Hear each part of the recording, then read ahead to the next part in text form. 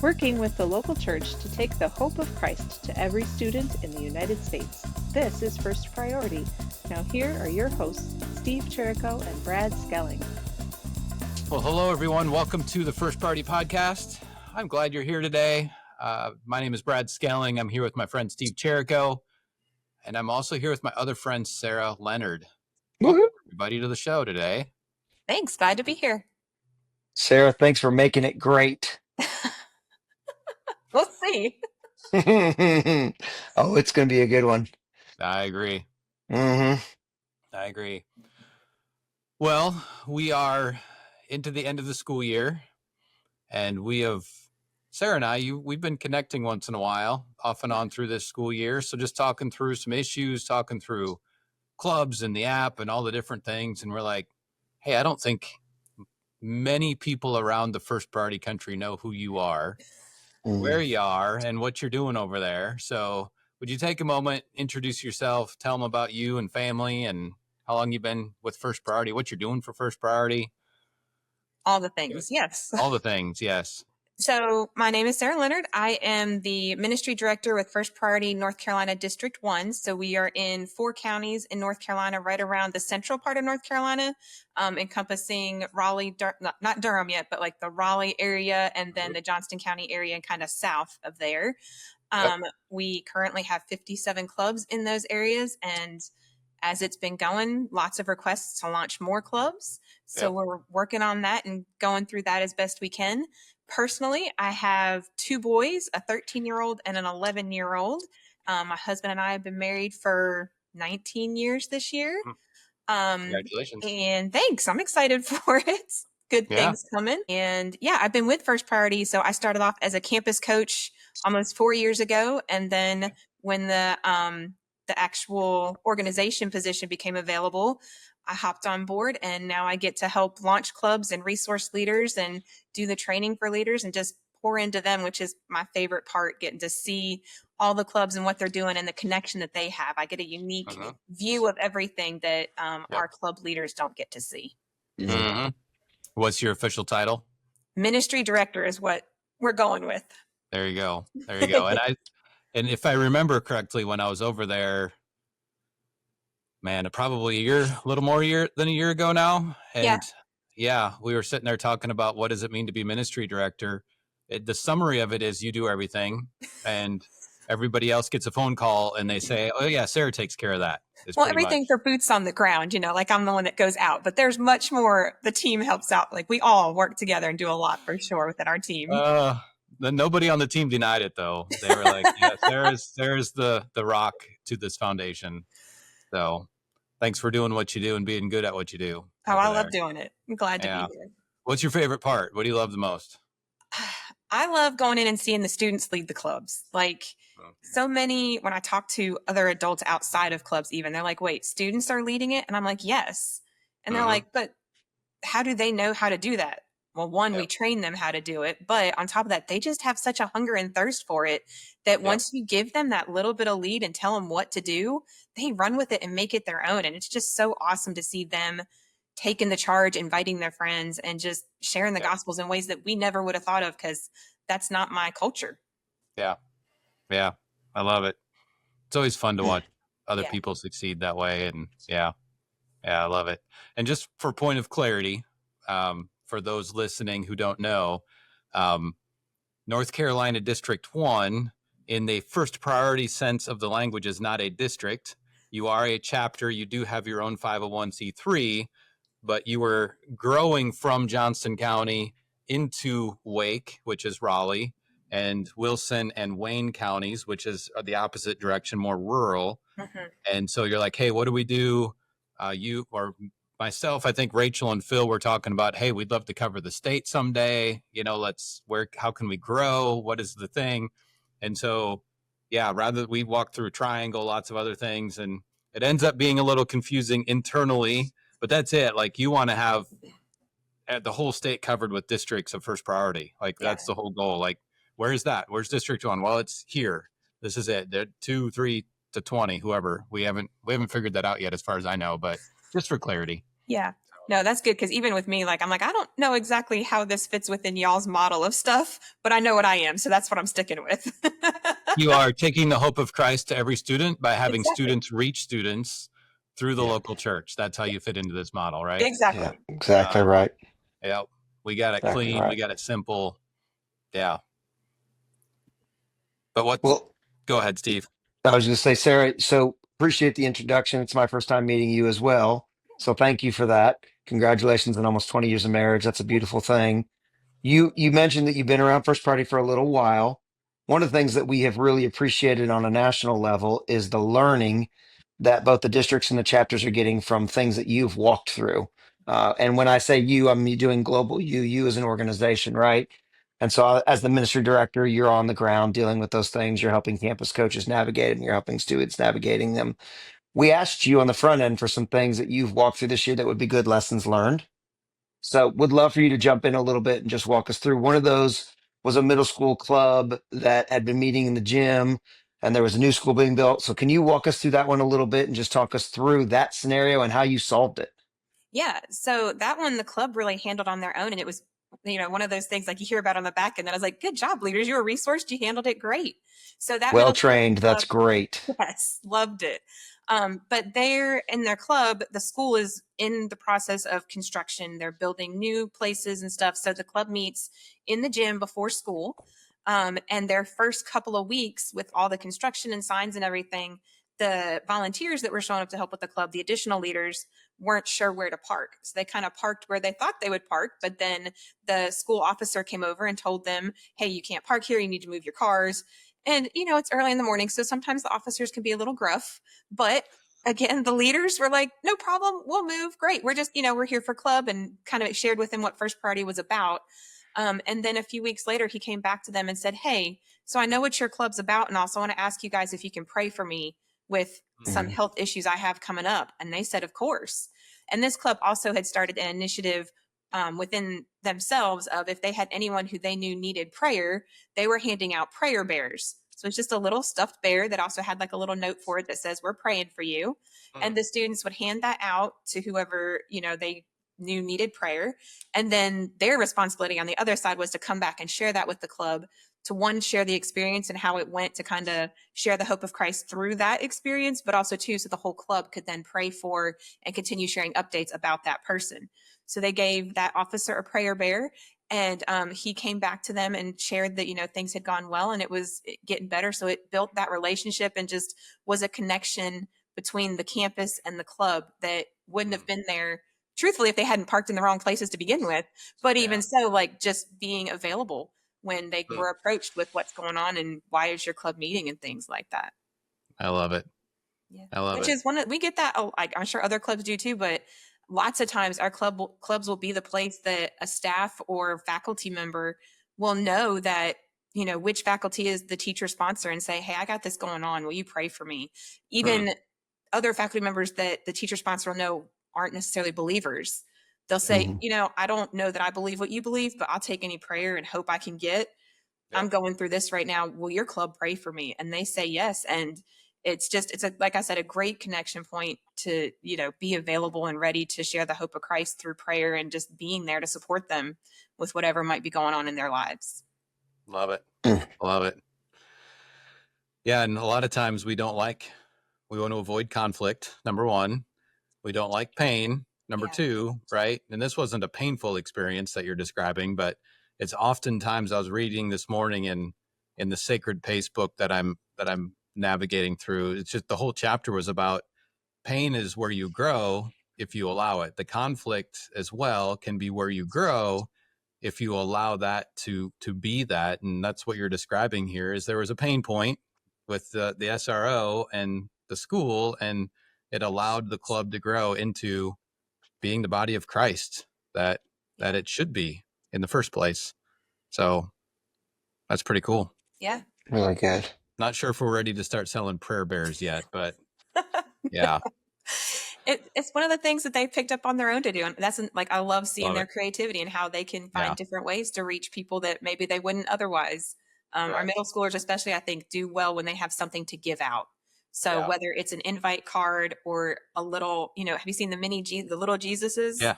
They give those out and say, here, we think you need a little Jesus. And that was they started doing that. And they were talking, I was visiting the club and they're like, well, this one teacher, I think I'm going to give her a little Jesus. And 4 or 5 other students were like, oh yeah, me too. I said, guys, a lot of Jesus is good, but if you do it all at once, it might seem like you're trying to say something. Let's choose one person and then y'all can touch base with her throughout the day, but don't everybody go say, you need more Jesus. You need more Jesus. So there is a little bit of coaching within that even. Oh, that's funny. Yeah. How is this going to be perceived by the teacher? Sometimes, that is a great question. Yes. Yeah. Well, and it's situational leadership, right? Is what you're describing. Mm-hmm. First priority. We're united around our mission, vision, our mantra, gospel focused, student led, students to reach students, the whole works. But every situation is different, and those opportunities, even if somebody tried to copycat, it's one of the hardest things. A prayer bearer, right? I joke about not buying prayer bearers, but we have to make sure that God's calling us to do that, because just because we would do that doesn't mean the result would be the same, right? Yep. Your club is following the Lord and what they're calling them to, and we want to mimic that. But how is God calling us to mimic that? It's probably not through a prayer bear or a little Jesus, right? It's probably through something else. So find your thing, I guess, at that point. Brad, I've got some little Jesuses just waiting for you on your desk. I'm excited.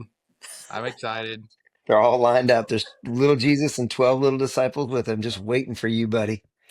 I actually I'll take at least one, because I know none of the guys that I race RC cars with will listen to this, because they're not believers. We'll just leave it at that. But I've had a few conversations since re-engaging. They're like, you're a youth pastor, right? And okay, what is this? Well, I don't go to church anymore because my hobby's on Sunday. We go race on Sunday. And this one guy could use a little Jesus. Yeah. So he's there. He's open to the conversation. So there you go. Yeah. Good. They're real cheap on Amazon. Yeah. For a Sunday hobby. There you go. I love it. Well, I'm sure you've had more than one issue this school year. Give us another scenario. What else have you navigated this year? Let's see. The high schools, a lot of our high schools are set up on the club model, so they have time during the day when clubs can meet. As long as they are approved, student led, all that. All the clubs will meet different times during the week during that set time. But during that time, every student has to be in a club.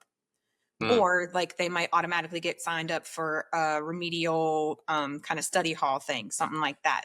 But sometimes if you aren't assigned to a club or to a remediation, then they'll put you somewhere that has open seats, because every club will have like so many seats available. So a couple of our high schools have had issues where students get assigned to their club but have no desire or wants to be in first priority. Sure. Where I get super excited for, because I'm like, it's a chance for them to hear the gospel, guys. Like, this is great. Yeah. But for the student leaders, it has been a challenge, because those students that just get assigned into their club are the ones that are going to cause the disruption. And for our student leaders, even they end up leaving club at the end of the day, kind of, what's the word I'm looking for?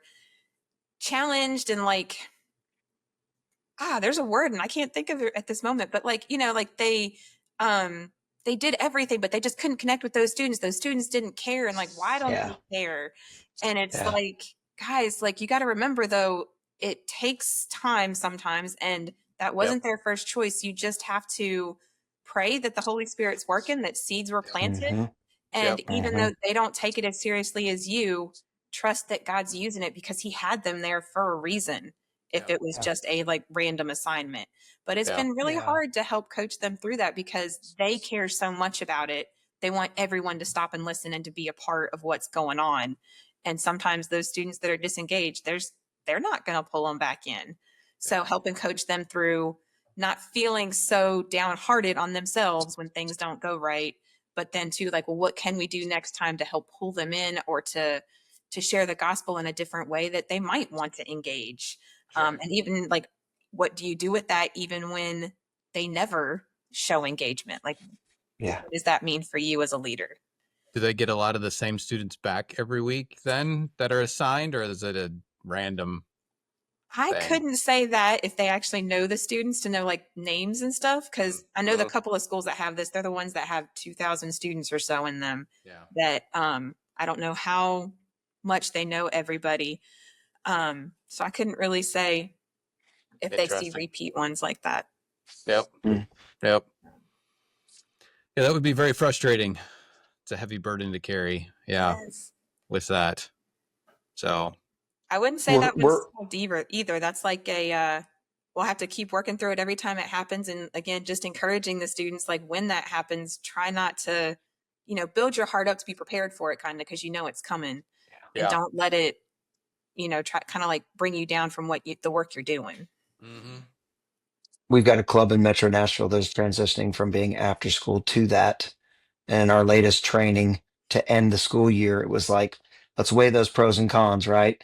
The pros are you're going to get a larger student group that can see what you're doing because it's not after school, it's high school, everybody disappears to do their thing.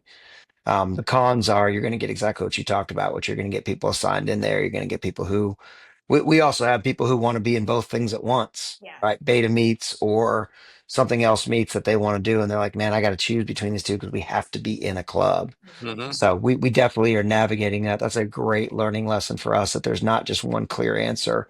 It's going to be an ongoing answer as they're leading that club. Yeah.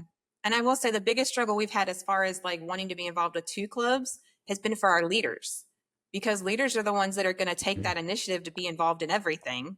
Yeah. And so then our leaders are like, well, I can't make first priority because I've got student government or I've got this where I'm another, like president of the club. I can't miss that one. Yeah. Yep. So sometimes we run into leadership struggles among the leadership team because so-and-so hasn't been here for 4 weeks, but it's not because they don't want to be there.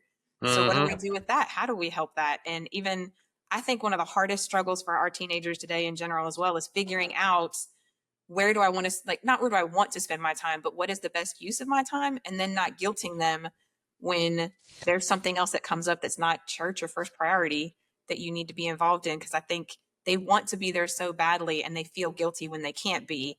But it's a lesson adults learn even that you have to pick and choose and put your priorities where they are. And sometimes that means your first priority is going to fall a little bit if there's something else that you have to do that day.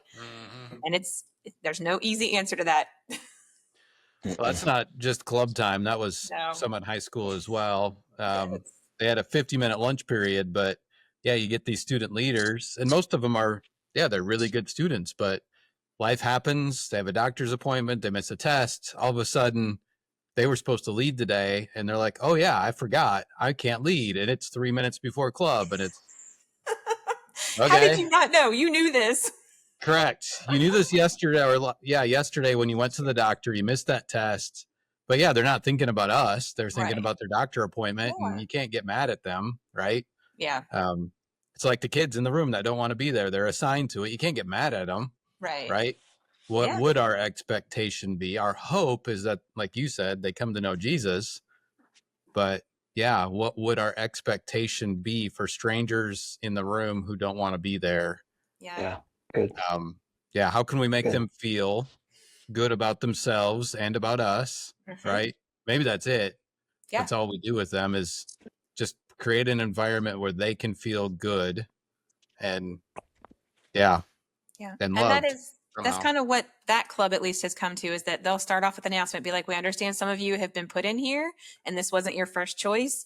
We do ask that you would be quiet and respectful during, the main portion of our club. And then when we get to the end of it, we'll let you know when you can pull out phones or, talk and stuff. But if you could at least be quiet and respectful during this main part, we'd really appreciate it. Oh, cool. Good. It's very smart. Yeah. Coaching, training. Very simple answer to that question.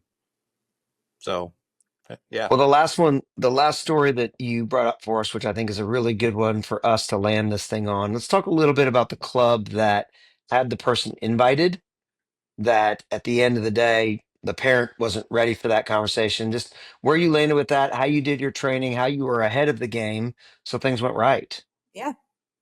So with that one, I believe the students had set up, they were passing out invites during carpool because that club meets before school. And they were like, well, the students that are in carpool are the ones that would be able to hopefully adjust their timeline that they could come to first priority before school. So they had handed out invites to the carpool line students. And then the one student went home with it and showed it to their mom. And the mom emailed the principal and said, hey, I didn't think that schools were allowed to have religious clubs like this. What are you doing? So the principal said, well, why are you asking? And she told her, well, her daughter got an invite and she just, it didn't make sense to her.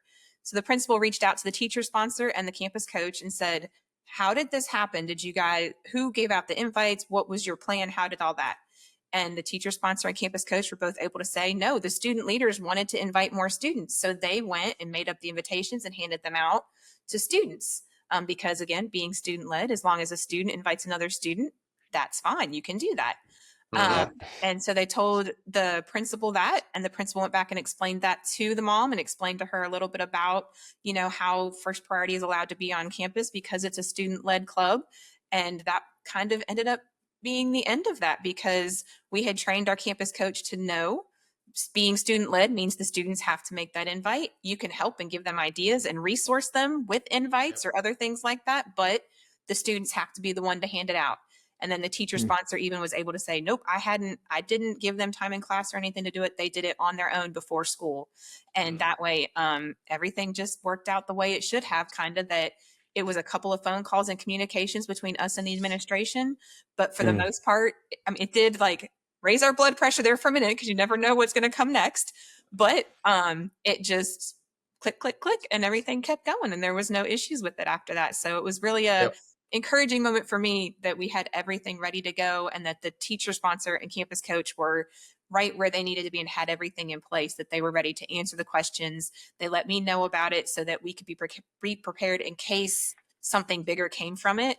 But nothing ever, the administration handled it on her side and we didn't ever hear anything else about it. So that was a win for us for sure this year. And you've had that happen maybe before your time too, before. Yes. The angry lawyer dad calling. There's been a couple of different situations. That one did not go as well for us, so to say, because when that parent asked about it, it ended up being then we want to start another club. And that was not a club anybody wanted on their campus. So the administration said, fine, no clubs. So that blocked us a little bit, except for the fact that the parents wanted First Priority so much. They are meeting to this day just off campus, not, before school. So they found a way around it and they're still doing First Priority. It's just not on campus to meet. Yep. Where we want it to be. Yeah. Yep. Well, the thing I like about that, and again, that brings me even back to the prayer bear, right? These students are coming up with what's God have for them at this school, right? Yeah. They're not doing prayer bears. They're doing invites. It's a carpool situation and it's a completely different thing. They're following the Lord and what they want. And we are a resource to them. We are allowed to resource students. So if we stay in our lane and the students follow the Lord in theirs, it doesn't have to be complicated, right? No. Yep, exactly. Which is the hardest thing for us as adults is we get so quick desire. Let's do this now. I know what we need to do. Let's go do this. And we stumble over ourselves as quickly as anything. Yeah. That club has tried multiple ways to invite as well. They even had they did an invite time after school during one of the track practices or something where they had Gatorades available. And just gave them to all the athletes that were practicing and said, hey, have a Gatorade. And if you're available, we'd love to see you Tuesday morning at First Priority. So gave them, a little something to say, we see you and we love you, but then to come to club. Yep. So they've done awesome at that club with how to invite and get the word out about First Priority. Really good. So cool. Well, Sarah, all those are super helpful for those of us who are on the ground like you, doing the ministry work, right? Really in the trenches. If there was one lesson learned out of all of those discussions we've had today, is there one thing you want to leave our audience with, which, by the way, we didn't tell you this in the front end, is typically first party staff.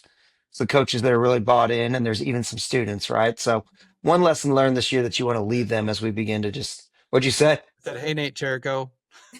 Yeah, exactly. Yeah. My son. Yeah, exactly. So anything you want to leave with them just as, hey, this is my thing for this year that I'm really taking into the next school year. Yeah, I think that probably the two big things are that one, communication is super important between like everyone with like the leadership team of your club, but even like then that next level up, if you have the oversight of your area coordinator or whatever that may look like, make sure that they're there because they're there to resource you and help you as well. And that's been the clubs that we have had big issues with come when I find out about an issue too late or out of the blue when they're like, well, this has been happening for a few weeks and we just didn't think about it. If you bring it up sooner and communicate that, we can help and we can resource and find ways to work around it or give you the ideas to kind of help work with it. So I think that's probably the first biggest thing is make sure you're communicating with your leadership team so that they can help you with stuff and figure out the best way to navigate through issues that you have. And then the second thing I would say is training is super important.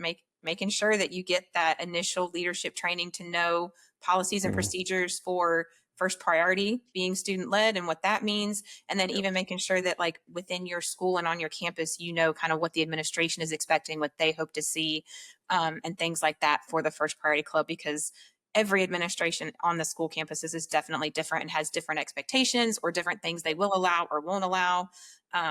So just because you hear a great idea doesn't mean that you should just go run with it because some schools won't let you hang up posters. Some schools don't want you to, make announcements over the intercom. So make sure you talk with your administration before you just run ahead to try to do things. Mm-hmm. Yep. Really and make good. sure the students, the really excited students, it's student led, but they get overly excited sometimes too. Yes. So have them go talk to the principal and make sure it's okay also.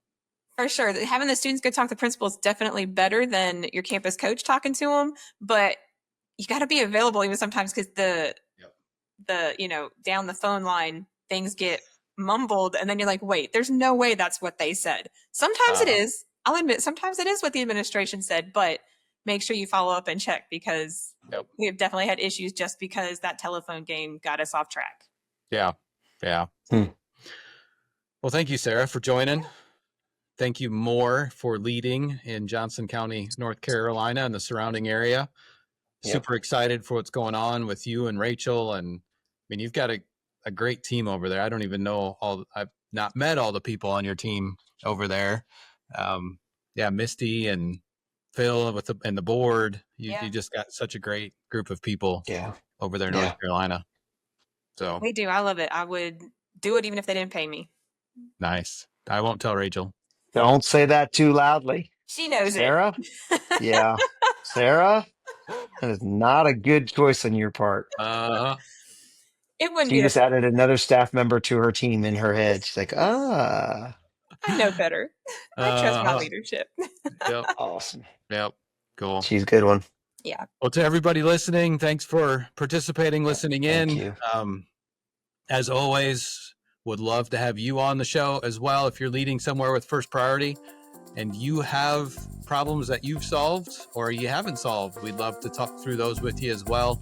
And because I know lots of people resonate with what Sarah talked about today. So we probably talk about or resonate with what you're talking about too. So we'd love to have you on. And until next week, hope you have a good one.